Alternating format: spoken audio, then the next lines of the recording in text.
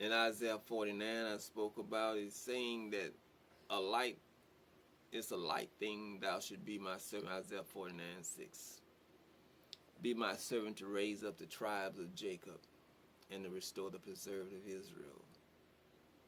I would give thee as a light to the Gentiles. And as I said, in the valley of dry bones, Elohim took Ezekiel out there and showed him a valley full of bones. They were very dry, been dead long time. How you gonna save a lost, dead world? Sometimes worry about how you gonna save a lost, dead world. Why would Elohim show them dead? Spiritually dead. Who doing the saving? Who your faith in? Faith is the substance of hope. Good thing, the hope, the faith is to be in Elohim, that your hope might be able to do beyond what you can just believe. Goodness gracious. Praise Elohim. Elohim showed Ezekiel a valley full of dead bones. Son of man, he asked him, can these bones live? Man. What's your reasoning, man? What's your logic? What's your rationale? Bad to be messed up just looking on your own natural ability, what you can believe and what you can probably see as the probability. Rather look at Elohim's power and Elohim's great, and Elohim gonna do this thing, point. Glory be to Elohim. I spoke about faith, real faith, ain't just a belief in your head, but it's in Elohim, the scripture teaching.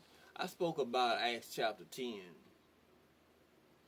In Acts chapter 10, Peter seen a vision on the housetop. Light to the Gentiles, said in Isaiah 49:6. Peter had seen a vision on the housetop. A sheep was let down to him. Said Peter, he didn't tell Peter what the vision was about, like he didn't tell Ezekiel in Ezekiel 37 what the vision was about until afterward. Rise, Peter, slay and eat snakes, bugs, creeping things, lizards, whatever all may have been in that sheet. They're unclean, documented by the law. Don't eat these things. Purpose with Ezekiel was to build expectation in him through what he was seeing in the vision. Build faith to expect. Because he was sending them to Israel right then. It's written in Romans 12:6 to prophesy according to your proportional amount of faith. Proportional faith or amount of faith, meaning the amount of faith you have to look forward to Elohim doing what Elohim tell you to go tell somebody else he gonna do.